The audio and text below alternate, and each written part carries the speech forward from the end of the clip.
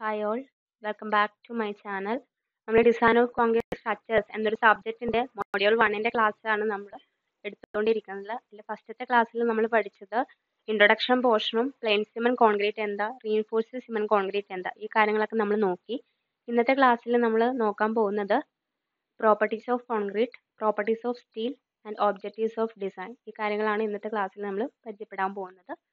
ആദ്യത്തേത് properties of concrete. Properties of കോൺക്രീറ്റിൽ ആദ്യത്തെ പ്രോപ്പർട്ടി എന്ന് പറയുന്നത് യൂണിറ്റ് വെയിറ്റ് ഓഫ് കോൺക്രീറ്റ് ആണ്. ഒരു കോൺക്രീറ്റിന്റെ യൂണിറ്റ് വെയിറ്റ് എന്ന് പറയുന്നത് പ്ലെയിൻ സിമന്റ് കോൺക്രീറ്റ് ആണെങ്കിൽ 24 കിലോന്യൂട്ടൺ പെർ മീറ്റർ ക്യൂബും RCC അഥവാ റീഇൻഫോഴ്സ്ഡ് സിമന്റ് കോൺക്രീറ്റ് ആണെങ്കിൽ 25 കിലോന്യൂട്ടൺ പെർ മീറ്റർ ക്യൂബുമാണ്. അടുത്ത property characteristic compressive strength. Characteristic compressive സ്ട്രെങ്ത്തിനെ റെപ്രസെന്റ് ചെയ്യുന്നതാണ് FCK എന്ന് പറയുന്നത്. ഈ വാല്യൂ നമ്മൾ ഡിസൈൻ ചെയ്യുമ്പോൾ എടുക്കുന്ന ഒരു വാല്യൂ ആണ്. ഇനി എന്താണ് ഈ characteristic compressive strength? Characteristic compressive strength main ആയിട്ടും അത് ഡിപ്പെൻഡ് ചെയ്യുന്നത് ഏത് ഗ്രേഡ് കോൺക്രീറ്റ് ആണ് നമ്മൾ അവിടെ യൂസ് ചെയ്യുന്നത്, അതിന് കറസ്പോണ്ടിങ് ആയിട്ടായിരിക്കും FCKയുടെ വാല്യൂ വരുന്നത്. ഫോർ എക്സാമ്പിൾ M20 ഗ്രേഡ് ആണ് നമ്മൾ യൂസ് ചെയ്യുന്നതെങ്കിൽ അവിടുത്തെ FCKയുടെ വാല്യൂ 20 ന്യൂട്ടൺ പെർ mm² ആയിരിക്കും. M30 ആണെങ്കിൽ 30 ന്യൂട്ടൺ പെർ mm² ആയിരിക്കും. ഇനി എങ്ങനെയാണ് നമ്മൾ ഈ ക്യാരക്ടറിസ്റ്റിക് കംപ്രസീവ് സ്ട്രെങ്ത് കണ്ടുപിടിക്കുന്നത്? അത് കണ്ടുപിടിക്കാൻ വേണ്ടി നമ്മൾ ഏത് ഗ്രേഡാണ് നമ്മൾ യൂസ് ചെയ്യുന്നത്, ആ ഗ്രേഡിലെ പ്രപ്പോർഷൻ അനുസരിച്ച് നമ്മൾ കോൺക്രീറ്റ് മിക്സ് ചെയ്തിട്ട് ഒരു ചെറിയൊരു ക്യൂബ് കാസ്റ്റ് ചെയ്യും. ആ ക്യൂബിന്റെ സൈസ് 15 സെന്റിമീറ്റർ ബൈ 15 സെന്റിമീറ്റർ ഉള്ള ഒരു ക്യൂബ് കാസ്റ്റ് ചെയ്ത് അത് നമ്മൾ 28 ദിവസം വെള്ളത്തിലിടും. വെള്ളത്തിലിട്ട് കഴിഞ്ഞ് അടുത്ത ദിവസം അതിന്റെ ക്യാരക്ടറിസ്റ്റിക് കംപ്രസീവ് സ്ട്രെങ്ത് നമ്മൾ കംപ്രഷൻ ടെസ്റ്റിംഗ് മെഷീനിൽ വെച്ച് കണ്ടുപിടിക്കും. അപ്പോൾ കിട്ടുന്ന വാല്യൂ ആണ് FCK എന്ന് പറയുന്നത്. ഇനി നമ്മൾ 7 ദിവസം മാത്രം അത് ക്യൂറിങ് നടത്തിയുള്ളൂ എന്നിട്ടാണ് കംപ്രസീവ് സ്ട്രെങ്ത് കണ്ടുപിടിക്കണമെങ്കിൽ 28 ദിവസത്തെ സ്ട്രെങ്ത്തിന്റെ 2/3 ആയിരിക്കും 7 ദിവസത്തെ സ്ട്രെങ്ത് എന്ന് പറയുന്നത്. സോ ഇതാണ് ക്യാരക്ടറിസ്റ്റിക് കംപ്രസീവ് സ്ട്രെങ്ത്. ഇത് നമ്മൾ ഡിസൈൻ ചെയ്യാൻ വേണ്ടി കോൺക്രീറ്റിന്റെ സ്ട്രെങ്ത് എടുക്കുന്നത് ഈ FCKയുടെ വാല്യൂ ആണ്. അടുത്ത property tensile strength of concrete. ഒരു കോൺക്രീറ്റിന് എത്രമാത്രം ടെൻഷനെ റെസിസ്റ്റ് ചെയ്യാനുള്ള സ്ട്രെങ്ത് ഉണ്ട് അതെന്ന് പറയുന്നത് മെയിൻ ആയിട്ടും ഡിപ്പെൻഡ് ചെയ്യുന്നത് ക്യാരക്ടറിസ്റ്റിക് കംപ്രസീവ് സ്ട്രെങ്ത്തിനെ ആയിരിക്കും.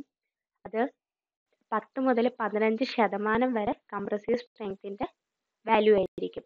ഇനി അത് നമ്മൾ കണ്ടുപിടിക്കാൻ യൂസ് ചെയ്യുന്നത് മോഡുലസ് ഓഫ് റപ്ചർ അല്ലെങ്കിൽ ബെൻഡിങ് സ്ട്രെങ്ത് അതല്ലെങ്കിൽ ഫ്ലെക്ചറൽ സ്ട്രെങ്ത്. ഈ ഒരു ടെസ്റ്റ് ചെയ്തുകൊണ്ടായിരിക്കും നമ്മൾ ഈ ടെൻസൈൽ സ്ട്രെങ്ത് ഓഫ് കോൺക്രീറ്റ് നമ്മൾ കണ്ടുപിടിക്കുന്നത്. അത് കണ്ടുപിടിക്കാനുള്ള ഇക്വേഷൻ എന്ന് പറയുന്നത് FCR is equal to 0.7 root HCK. ഈ ഒരു ഇക്വേഷൻ യൂസ് ചെയ്തുകൊണ്ടാണ് നമ്മൾ ബെൻഡിങ് സ്ട്രെങ്ത് എത്രമാത്രം നമ്മളൊരു കോൺക്രീറ്റ് ബെൻഡിങ്ങിനെ റെസിസ്റ്റ് ചെയ്യാനുള്ള സ്ട്രെങ്ത് അതിനുണ്ട് എന്ന് കണ്ടുപിടിക്കാനുള്ള ഇക്വേഷൻ ആണിത്. അടുത്ത പ്രോപ്പർട്ടി ഇൻക്രീസിങ് സ്ട്രെങ്ത് വിത്ത് ഏജ്. നമ്മൾ പറഞ്ഞു 28 ദിവസത്തിന്റെ സ്ട്രെങ്ത് ആണ് നമ്മൾ ഡിസൈൻ ചെയ്യാൻ വേണ്ടി കൺസിഡർ ചെയ്യുന്നത്. പക്ഷേ 28 ദിവസം കഴിഞ്ഞാലും ആ ഒരു കോൺക്രീറ്റിന്റെ സ്ട്രെങ്ത് കൂടിക്കൊണ്ടിരിക്കും.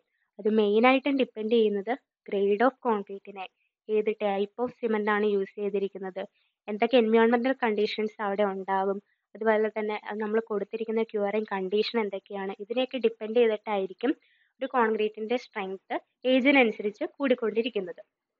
അടുത്ത പ്രോപ്പർട്ടി ഇലാസ്റ്റിക് ഡിഫോർമേഷൻ അഥവാ modulus of elasticity of concrete. Modulus of elasticity of concrete main ആയിട്ടും ഡിപ്പെൻഡ് ചെയ്യുന്നത് അവിടെ നമ്മൾ യൂസ് ചെയ്യുന്ന അഗ്രിഗേറ്റിന്റെ ഇലാസ്റ്റിക് പ്രോപ്പർട്ടീസിനെ ആയിരിക്കും. മോഡുലസ് ഓഫ് ഇലാസ്റ്റിറ്റി കണ്ടുപിടിക്കാനുള്ള equation EC is equal to 5000 root FCK newton per mm². അടുത്ത പ്രോപ്പർട്ടി ഷ്രിങ്കേജ് ഓഫ് കോൺക്രീറ്റ്. എന്താണ് ഈ ഷ്രിങ്കേജ് ഓഫ് കോൺക്രീറ്റ് എന്ന് പറയുന്നത്? ഷ്രിങ്കേജ് ഓഫ് കോൺക്രീറ്റ് എന്ന് വെച്ച് കഴിഞ്ഞാൽ നമ്മുടെ കോൺക്രീറ്റിലെ ഉള്ളിലുള്ള വാട്ടറിന്റെ ഇവാപ്പറേഷൻ നടന്ന് അല്ലെങ്കിൽ വാട്ടർ ലോസായി വാട്ടർ നഷ്ടപ്പെടുമ്പോൾ നമ്മുടെ കോൺക്രീറ്റിൽ ചെറിയ ഷ്രിങ്കേജ് ഉണ്ടാകാനുള്ള ചാൻസ് ഉണ്ട്. ഷ്രിങ്കേജ് മീൻസ് ചെറുതായിട്ട് കോൺക്രീറ്റ് ഒന്ന് ചുരുങ്ങി പോകാനുള്ള ചാൻസ് ഉണ്ട്. അതിനെയാണ് നമ്മൾ ഷ്രിങ്കേജ് ഓഫ് കോൺക്രീറ്റ് എന്ന് പറയുന്നത്. ഇത് നമ്മൾ ഉപയോഗിക്കുന്ന മെമ്പറിന്റെ സൈസ്, അതുപോലെ തന്നെ കോൺക്രീറ്റ് മിക്സ് ചെയ്യുമ്പോൾ അവിടെ യൂസ് ചെയ്യുന്ന ഇൻഗ്രീഡിയൻസിന്റെ പ്രത്യേകതകൾ, അത് പിന്നെ ടൈപ്പ് ഓഫ് സിമന്റ് ഏതാണ്, എത്രമാത്രം വെള്ളം നമ്മൾ അവിടെ യൂസ് ചെയ്യുന്നുണ്ട്, ഇതിനെയൊക്കെ ഡിപ്പെൻഡ് ചെയ്തിട്ടാണ് ഈ ഷ്രിങ്കേജ് എന്ന് പറയുന്ന ആ ഒരു പ്രോസസ്സ് അവിടെ ഉണ്ടാകുന്നത്. സോ ഷ്രിങ്കേജ് എന്ന് പറയുന്ന പ്രോസസ്സ് മൂലം അവിടെ ഷ്രിങ്കേജ് ക്രാക്സ് ഫോം ചെയ്യും. സോ ഷ്രിങ്കേജിന്റെ മൂലമാണ് അവിടെ ചെറിയ ചെറിയ വിള്ളലുകളും ഒക്കെ ഉണ്ടാവാനുള്ള ചാൻസ് കൂടുതലാണ്. സോ ഡിസൈൻ ചെയ്യുമ്പോൾ നമ്മൾ ഷ്രിങ്കേജ് സ്ട്രെങ്ത് എടുക്കുന്ന വാല്യൂ എന്ന് പറയുന്നത് 0.0003 എന്ന വാല്യൂ ആണ് നമ്മൾ കൺസിഡർ ചെയ്യുന്നത്. അടുത്ത പ്രോപ്പർട്ടി ക്രീപ്പ് ഓഫ് കോൺക്രീറ്റ്. എന്താണ് ഈ ക്രീപ്പ് ഓഫ് കോൺക്രീറ്റ് എന്ന് പറയുന്നത്? ഇത് ഒരു ടൈം ഡിപ്പെൻഡൻ്റ് ആയിട്ടുള്ള ഒരു പ്രോസസ്സാണ് ക്രീപ്പ് എന്ന് പറയുന്നത്. അതായത് ടൈം അനുസരിച്ച് ക്രീപ്പിന്റെ വാല്യൂ കൂടുകയോ കുറയുകയോ ചെയ്യും. ഇനി ക്രീപ്പ് എങ്ങനെയാണ് ഉണ്ടാവുന്നത്? കണ്ടിന്യൂസ് ആയിട്ട് ഒരേ ലോഡ് തന്നെ ഒരു കോൺക്രീറ്റ് സ്ട്രക്ചറിൽ ആക്ട് ചെയ്യുമ്പോൾ ആ കോൺക്രീറ്റ് ചെറുതായിട്ട് ബെൻഡ് ചെയ്യാനുള്ള ചാൻസ് ഉണ്ട്. അതിനെയാണ് നമ്മൾ ക്രീപ്പ് എന്ന് പറയുന്നത്. ഇനി ഈ ഒരു ഫിഗർ നോക്കിക്കഴിഞ്ഞാൽ ഇതൊരു ബ്രിഡ്ജിന്റെ ഫിഗർ ആണ് കാണിച്ചിരിക്കുന്നത്. ഇതിൽ ഈ സർക്കിൾ കാണിച്ചിരിക്കുന്ന പോർഷനിൽ ചെറിയൊരു ഡീഫോർമേഷൻ അല്ലെങ്കിൽ ചെറുതായിട്ടൊന്ന് വളഞ്ഞിരിക്കുന്നതായിട്ട് കാണുന്നുണ്ട്. ഇതിനെയാണ് നമ്മൾ ക്രീപ്പ് ഡിഫ്ലക്ഷൻ എന്ന് പറയുന്നത്. ഇനി കോൺക്രീറ്റിൽ മാത്രമല്ല നമ്മൾ ഡെയിലി ലൈഫിൽ ക്രീപ്പിന് നമുക്ക് എക്സാമ്പിൾ പറയാൻ പറ്റും. ഫോർ എക്സാമ്പിൾ നമ്മളൊരു ബുക്ക് വെച്ചിരിക്കുന്ന ഒരു ചെറിയൊരു റാക്ക് നോക്കിക്കഴിഞ്ഞാൽ നമ്മൾ അവിടെ ബുക്ക് വെച്ച് ആ ഒരു റാക്കിന് ചെറുതായിട്ടൊന്നും വളഞ്ഞു പോകാനുള്ള ചാൻസ് ഉണ്ട്. അടുത്തത് നമ്മളൊരു ബെഞ്ചിൽ കുറേ ടെക്സ്റ്റ് ഇങ്ങനെ വച്ചേക്കുവാണെങ്കിലും ആ ബെഞ്ചും ചെറുതായിട്ട് ബെൻഡ് ചെയ്യും. കാരണം അവിടുത്തെ ലോഡ് കൂടുന്തോറും അവിടെ ഒരു ബെൻഡിങ് ഉണ്ടാവുന്നു. പിന്നെയാണ് നമ്മൾ തുണിയൊക്കെ വിരിച്ചിടാൻ യൂസ് ചെയ്യുന്ന അഴ. അത് നമ്മൾ 2-3 ദിവസം തുണി വിരിച്ചിട്ട് കഴിയുമ്പം അടുത്ത ദിവസം നോക്കുമ്പോൾ ആ ഒരു അഴയ്ക്ക് ചെറുതായിട്ടൊരു തൂങ്ങി നിൽക്കുന്നതായിട്ട് തോന്നും. അതിനെയൊക്കെ നമ്മൾ ക്രീപ്പിന് എക്സാമ്പിൾ ആയിട്ട് പറയാൻ പറ്റും. ഇതുപോലെ തന്നെ കോൺക്രീറ്റിലും ക്രീപ്പ് ഉണ്ടാവുന്നുണ്ട്. അടുത്ത പ്രോപ്പർട്ടി ഡ്യൂറബിലിറ്റി ഓഫ് കോൺക്രീറ്റ് ആണ്. എന്താണ് ഡ്യൂറബിലിറ്റി എന്ന് പറയുന്നത്? ഒരു കോൺക്രീറ്റിന് എത്രമാത്രം എൻവയോൺമെന്റൽ കണ്ടീഷനെ റെസിസ്റ്റ് ചെയ്യാനുള്ള കപ്പാസിറ്റി ഉണ്ട്, അതിനെയാണ് നമ്മൾ ഡ്യൂറബിലിറ്റി എന്ന് പറയുന്നത്. കോൺക്രീറ്റ് എപ്പോഴും ഡ്യൂറബിൾ ആയിരിക്കണം. എന്തെങ്കിലും ടെമ്പറേച്ചർ വേരിയേഷൻ വന്നാലും എന്തെങ്കിലും കെമിക്കൽ ആക്ഷൻ വന്നാലും കോൺക്രീറ്റ് അതിനെല്ലാം റെസിസ്റ്റ് ചെയ്യാൻ കപ്പാസിറ്റി ഉള്ളതായിരിക്കണം. കോൺക്രീറ്റിന്റെ അടുത്ത പ്രോപ്പർട്ടി എന്ന് പറയുന്നത് വർക്കബിലിറ്റി ഓഫ് കോൺക്രീറ്റ് ആണ്. എന്താണ് വർക്കബിലിറ്റി എന്ന് വെച്ച് കഴിഞ്ഞാൽ, വർക്കബിലിറ്റി എന്ന് പറയുന്നത് ഈസിനെസ് ഓഫ് വർക്കിനെയാണ് വർക്കബിലിറ്റി എന്ന് പറയുന്നത്. അതായത് കോൺക്രീറ്റ് ഈസി ആയിട്ട് മിക്സ് ചെയ്യാനും ട്രാൻസ്പോർട്ട് ചെയ്യാനും പ്ലേസ് ചെയ്യാനും ഒക്കെ ഉള്ള ഒരു ഈസിനെസ്സിനെയാണ് വർക്കബിലിറ്റി എന്ന് പറയുന്നത്. സോ കോൺക്രീറ്റ് വർക്കബിൾ ആയിരിക്കണം. ഇതൊക്കെയാണ് മെയിനായിട്ടും പ്രോപ്പർട്ടീസ് ഓഫ് കോൺക്രീറ്റിൽ വരുന്ന പോർഷൻസ്. അടുത്ത നമുക്ക് സ്റ്റീൽ ബാർസിനെ കുറിച്ച് നോക്കാം. ഈ ഒരു ഇമേജിൽ കാണിച്ചിരിക്കുന്നത് സ്റ്റീൽ ബാർസിനെയാണ്, അല്ലെങ്കിൽ റീഇൻഫോഴ്സ്മെന്റ്, അല്ലെങ്കിൽ അതിന് പറയുന്ന മറ്റൊരു പേരാണ് റീബാർ എന്ന് പറയുന്നത്. ഇനി ആദ്യം നമുക്ക് ഏതൊക്കെ ടൈപ്പ് സ്റ്റീൽ ബാർസ് ഉണ്ടെന്ന് നോക്കാം. ഈ സ്റ്റീൽ എന്ന് പറയുന്നത് എന്താണ്? സ്റ്റീൽ എന്ന് പറയുന്നത് ഒരു മെറ്റലാണ്. മെറ്റലിനെ നമ്മൾ രണ്ടായിട്ട് ക്ലാസിഫൈ ചെയ്യുന്നുണ്ട്. ഒന്ന് ഫെറസ് മെറ്റലും ഒന്ന് നോൺ ഫെറസ് മെറ്റലും. അതിനകത്ത് ഫെറസ് മെറ്റൽ എന്ന് പറയുന്നത് അതിൽ മെയിൻ ഇൻഗ്രീഡിയൻ്റ് എന്ന് പറയുന്നത് അയൺ ആയിരിക്കും, അല്ലെങ്കിൽ മെയിൻ കണ്ടന്റ് അയൺ ആയിരിക്കും. പക്ഷേ non ferrous metal copper, sulphur പോലെയുള്ള കണ്ടന്റ് ആയിരിക്കും കൂടുതലായിട്ടുള്ളത്.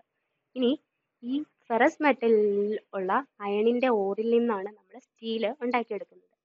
ഇത് പിഗ് അയൺ എന്ന് പറയുന്നതിൽ നിന്ന് നമ്മൾ എക്സ്ട്രാക്ട് ചെയ്തെടുക്കുന്നതാണ്. ഒന്ന് കാസ്റ്റ് അയൺ ഉണ്ട്, റോട്ട് അയൺ ഉണ്ട്, സ്റ്റീൽ ഉണ്ട്. ഇത് മെയിനായിട്ടും അതിന്റെ കാർബൺ കണ്ടന്റിന്റെ ബേസിസിലാണ് ഇതിനിങ്ങനെ ക്ലാസിഫൈ ചെയ്യുന്നത്. സോ സ്റ്റീലിന്റെ കാർബൺ കണ്ടന്റിന്റെ പെർസെൻറ്റേജ് 0.1 to 0.25% വേരി ചെയ്യുന്നുണ്ട്. സോ ഈ സ്റ്റീൽ എന്ന് പറയുന്നത് ഒരു ഫെറസ് മെറ്റലാണ്. ഇനി ഏതൊക്കെ ടൈപ്പ് സ്റ്റീൽ ബാർസ് ഉണ്ട്? അതിൻ്റെ ആദ്യത്തേതാണ് mild steel bars. Mild steel bars എന്ന് പറയുന്നത് ഒരു പ്ലെയിൻ ബാർ ആയിരിക്കും. അതിന്റെ കാർബൺ കണ്ടന്റ് വേരി ചെയ്യുന്നത് 0.1 to 0.25% ആണ്. ഈ മൈൽഡ് സ്റ്റീൽ ബാർസിനെ റെപ്രസെന്റ് ചെയ്യുന്നതാണ് Fe250 എന്ന് പറയുന്നത്. ഇതിൽ Fe എന്ന് പറയുന്നത് ഫെറസ് മെറ്റലിനെയാണ് ഉദ്ദേശിക്കുന്നത്, ferrous മെറ്റലായ iron. 250 is the yield strength of steel. yield strength of സ്റ്റീലിനെ ഡിനോട്ട് ചെയ്യുന്നത് Fy എന്നാണ്. So yield strength of mild steel bar എന്ന് പറയുന്നത് 250 Newton/mm² ആയിരിക്കും.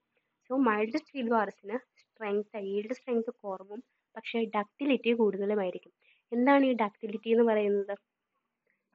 മെയിനായിട്ടും ഡക്റ്റിലിറ്റിയുടെ ഡെഫിനിഷൻ പറയുന്നത് it can be drawn into thin wires. അതായത് നമുക്ക് അതിനെ ഒരു തിൻ വയറാക്കി മാറ്റാൻ സാധിക്കും. ആ ഒരു പ്രോപ്പർട്ടീനെയാണ് നമ്മൾ ഡക്റ്റിലിറ്റി എന്ന് പറയുന്നത്. സോ ഇവിടെ സ്റ്റീലിന്റെ കേസിൽ നമുക്ക് അതിനെ എത്ര രീതിയിലും എത്ര നീളത്തിലും നമുക്ക് അതിനെ വലിച്ചു നീട്ടാൻ സാധിക്കും. അതായത് എന്തെങ്കിലും ഒരു ലോഡ് വരുമ്പോഴോ ആ ഒരു സ്റ്റീൽ ബാർസ് വലിഞ്ഞു പോകാനുള്ള ഒരു ടെൻഡൻസി അല്ലെങ്കിൽ അതിനുള്ള ഒരു കപ്പാസിറ്റി സ്റ്റീൽ ബാർസിന് ഉണ്ട് എന്നാണ് പറയുന്നത്. സോ മൈൽഡ് സ്റ്റീൽ ബാർസിന് സ്ട്രെങ്ത് കുറവും പക്ഷേ ഡക്റ്റിലിറ്റി കൂടുതലുമാണ്. അതുകൊണ്ട് തന്നെ മൈൽഡ് സ്റ്റീൽ ബാർസ് സ്ട്രെങ്ത് കൂടുതൽ എടുക്കേണ്ട സ്ഥലങ്ങളിലൊന്നും യൂസ് ചെയ്യില്ല. അപ്പോൾ നമ്മൾ കുറച്ചുകൂടി സ്ട്രെങ്ത് ഉള്ള സ്റ്റീൽ ബാർസ് യൂസ് ചെയ്യണം. സോ സെക്കൻഡ് സ്റ്റീൽ എന്ന് പറയുന്നത് high yield strength deformed bars ആണ്. ഇതിനെ നമ്മൾ പറയുന്നതാണ് HYSD ബാർസ്. അത് ഡിഫറെൻറ്റ് ഗ്രേഡ്സിലുണ്ട്.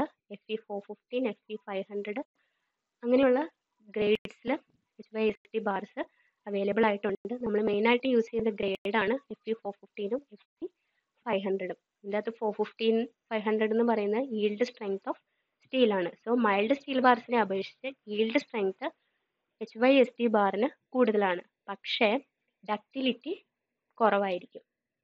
ഡക്റ്റിലിറ്റി എന്ന് പറയുന്നത് കാർബൺ കണ്ടന്റ് കൂടുന്തോറും ഡക്റ്റിലിറ്റിയുടെ വാല്യൂ കുറയും. പിന്നെ സ്ട്രെങ്തിൻ്റെ വാല്യൂ കാർബൺ കണ്ടന്റ് കൂടുമ്പോൾ സ്ട്രെങ്തിൻ്റെ വാല്യൂ കൂടും. അടുത്ത ബാർസ് ആണ് TMT ബാർസ് എന്ന് പറയുന്നത്, അഥവാ thermo mechanically treated bars. Thermo mechanically treated ബാർസിൽ നമ്മൾ ഡിനോട്ട് ചെയ്യുന്നത് അതല്ലെങ്കിൽ അതിൻ്റെ ഗ്രേഡ് എന്ന് പറയുന്നത് FE500D ആണ്. അത് D എന്ന് പറയുന്നത് റെപ്രസെൻ്റ് ചെയ്യുന്നത് ഡക്റ്റിലിറ്റി ആണ്. സോ മൈൽഡ് സ്റ്റീൽ ബാർസിനെയും ഹൈൽഡ് സ്ട്രെങ്ത് സ്റ്റീൽ ബാർസിനെ അപേക്ഷിച്ച് TMT ബാർസിന് സ്ട്രെങ്ത് കൂടുതലാണ്. അതുപോലെ തന്നെ ഹൈൽഡ് സ്ട്രെങ്ത് ഡിഫോംഡ് ബാർസിനെ അപേക്ഷിച്ച് ഡക്റ്റിലിറ്റി TMT ബാർസിന് കൂടുതലാണ്. പക്ഷേ ഈ മൂന്നിലും ഏറ്റവും കൂടുതൽ ഡക്റ്റിലിറ്റി കൂടുതലുള്ളത് മൈൽഡ് സ്റ്റീൽ ബാർസിന് ആയിരിക്കും. ഇനി TMT ബാർസിൻ്റെ കേസ് എടുത്താൽ മെയിനായിട്ടും അതിന് പുറമെ ഒരു ഹാർഡ് കോറായിരിക്കും, അതിൻ്റെ ഉള്ളിലത്തെ പോർഷൻ സോഫ്റ്റ് ആയിരിക്കും. ദെൻ അതിൻ്റെ ഏറ്റവും പുറമെ ഒരു കവറിങ്, ആൻറ്റി കൊറോസീവ് കവറിങ്ങും കൊടുത്തിട്ടുണ്ടാവും. സോ ഇതിലെ ആ ഹാർഡായിട്ടുള്ള പോർഷനാണ് ഈ ഒരു സ്റ്റീലിന് സ്ട്രെങ്ത് കൊടുക്കുന്നത്. ഉള്ളിലെ സോഫ്റ്റ് പോർഷനാണ് ഡക്റ്റിലിറ്റി അഥവാ ഫ്ലെക്സിബിലിറ്റി ഒക്കെ ഈ ബാറിന് കൊടുക്കുന്നത്. സോ TMT ബാർസ് നമ്മൾ ഇപ്പോൾ കോമൺ ആയിട്ട് യൂസ് ചെയ്യുന്നുണ്ട്. മെയിനായിട്ടും ഇന്ത്യയിൽ സെയിൽ എന്ന് പറയുന്ന കമ്പനി, അതായത് സ്റ്റീൽ അതോറിറ്റി ഓഫ് ഇന്ത്യ ആണ് ഈ സ്റ്റീലിൻ്റെ കൺസ്ട്രക്ഷനൊക്കെ നടത്തുന്നത്. സോ ഇതാണ് 3 ടൈപ്പുള്ള steel bars: mild steel bars, HYSD bars, TMT bars. അടുത്തത് പ്രോപ്പർട്ടീസ് ഓഫ് സ്റ്റീൽ. സ്റ്റീലിൻ്റെ പ്രോപ്പർട്ടി എന്തൊക്കെയാണെന്ന് നോക്കാം. അതിൽ ആദ്യത്തേതാണ് ഇലാസ്റ്റിക് പ്രോപ്പർട്ടി അഥവാ modulus of elasticity of steel. Modulus of elasticity of steel എന്ന് പറയുന്നത് 2 × 10⁵ Nm²/mm² ആയിരിക്കും. അടുത്ത പ്രോപ്പർട്ടി ഇലോങ്ങേഷൻ അണ്ടർ ലോഡ്, അതായത് സ്റ്റീൽ റീൻഫോഴ്സ്മെന്റ് ലോഡ് വരുമ്പോൾ ഒരു പർട്ടിക്കുലർ ആയിട്ട് അതിനൊരു ഡീഫോർമേഷൻ കൊടുക്കും. ഏത് ഒരു ഓവർലോഡ് കണ്ടീഷൻ വന്നാലും ആ ഒരു ലിമിറ്റ് കൂടുതൽ അത് ഡീഫോം ചെയ്യില്ല. അഥവാ ഡീഫോം ചെയ്താൽ തന്നെ അത് ചെറിയ ചെറിയ വാണിംഗ് ഒക്കെ അവിടെയുള്ള ആൾക്കാർക്ക് കൊടുത്തിട്ട് മാത്രമേ ആ ഒരു സ്റ്റീല് ബ്രേക്കായി പോകത്തുള്ളൂ. അടുത്തത് property uniform property in 3D, അതായത് സ്റ്റീലിൻ്റെ ഏതൊരു പോർഷനിലും അല്ലെങ്കിൽ ഏതൊരു പോയിന്റ് എടുത്താലും അവിടെയെല്ലാം സെയിം പ്രോപ്പർട്ടിയാണ് കാണിക്കുന്നത്. Then yield or yield strength of steel.